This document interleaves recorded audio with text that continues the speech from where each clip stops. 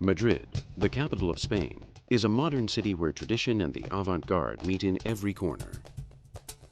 It's a very open place, and its people come from many places. It has good train and flight connections.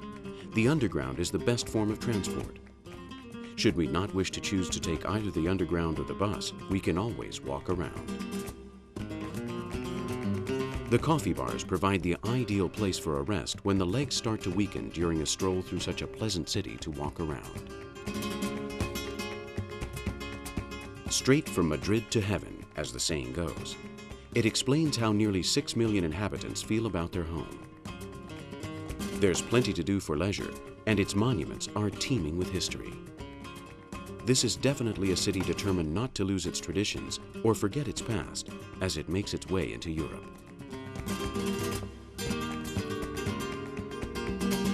Madrid, or Madrid, was founded by Mohammed I to defend Toledo from Castilian attack. The name means City of Abundant Water. This is both because it sits on a multitude of subterranean springs and because of all the canals built by the Arabs to gain access to the water up in the mountains. It would then be Alfonso VI who reconquered the city for the Christians, who ended up distorting the name to the Madrid we know today. Felipe II, the monarch in whose kingdom it was said the sun did not set, moved the capital from Toledo to Madrid. After that, it could not be moved, and to ensure this, it was ordered that the Palace of the Alcázar be built as a royal residence. After it burned down in 1734, Felipe V of Anjou, the first king of the Bourbon dynasty, ordered that another palace be built over the ruins. Filippo Juvara received the order to build the new Palacio de Oriente, or East Palace. Due to his death, however, the work ended up in the hands of his pupil, Giovanni Sacchetti. The palace, a building of elegant French and Italian shapes, is split into 2 levels. There is a lower level with a large plaza. The downstairs windows open onto its cushioned plinth. The nobleman lived on the upstairs level. The building is rounded off with a large cornice and balustrade. The facade was inspired on Bernini's drawings for the Louvre Palace in Paris.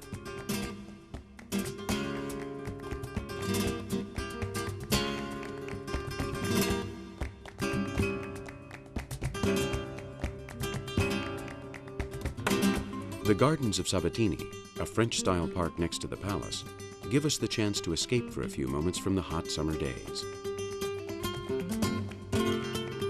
From its enclave at the foot of the royal palace, we can enjoy one of the best views of the building.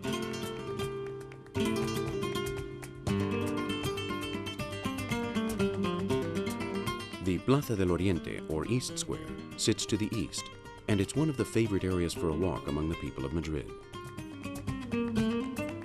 Joseph Bonaparte had all the existing buildings here demolished in order to build this stirrup-shaped square. It allowed for a better view of the palace, and at the time, it also served as a place to stage state ceremonies. The extremities of the square are marked by a series of statues of the Gothic kings that used to adorn the palace's cornice. According to legend, Isabel II, Queen of Spain in the 19th century, dreamt that the statues fell on her head. The following day, she had them moved to where they are now.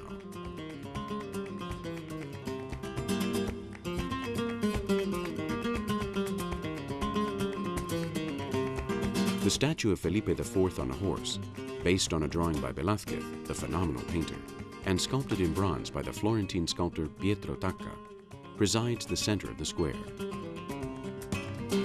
The formula for the horse to stay balanced on his legs was worked out based on Galileo's calculations, which gives the impression that the whole statue is moving.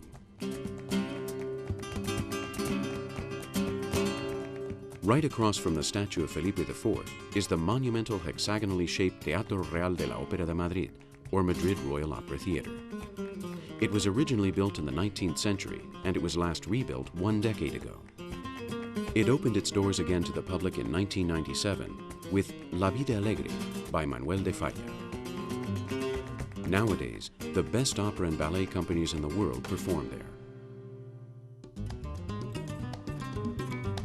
Madrid's most famous square is no doubt the Plaza Mayor, one of Spain's most important and beautiful commons. Felipe III had all the hovels that were in the way of the site demolished to build this square. It was to be the site for bullfights, public events, and acts of faith, all in one place. Juan Gómez de Mora was the architect who finished the job, following in the footsteps of its first architect, Juan de Herrera. Nowadays, tourists, painters, characterists, philatelists, and others just taking a stroll all meet in this square, one of the most traditional in the city.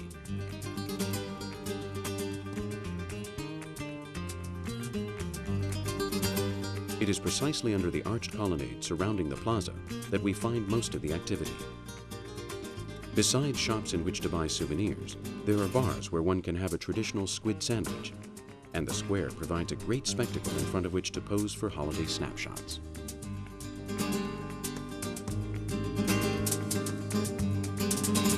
Its most famous building is the Baker's House, with its allegorical frescoes of time on the walls. Present, past, and future frame its windows facing the Plaza Mayor. These paintings are the result of a competition that took place in 1992 to restore the original 17th century paintings that were lost in a fire. Their creator, the artist Carlos Franco, has brought back all of the building's old splendor.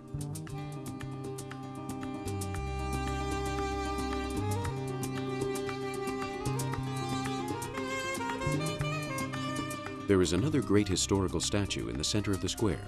This one is in memory of Felipe III. According to an old legend, if one got close enough to the horse, one could hear it chirp, and it was true. When the statue was momentarily moved to a different location, however, it was discovered that rather than a magical spell, it was due to birds nesting inside the horse's mouth. The opening of the horse's mouth was covered, and the mystery was over.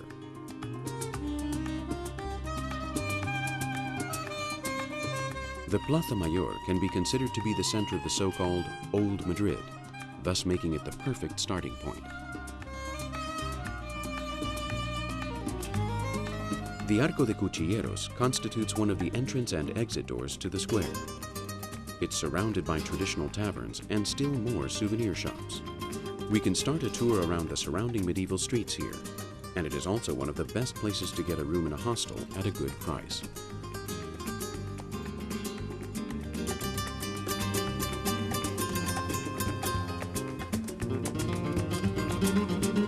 A stone's throw away is the Puerta del Sol, Madrid's true center of operations, the very core where pedestrians and vehicles alike arrange to meet.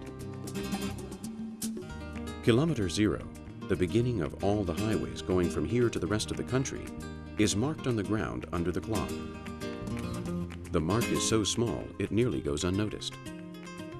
A new tower has been added to the old post office building. Its clock traditionally marks the beginning of the year, thus ensuring a noisy collection of people celebrating the event at the Puerta del Sol.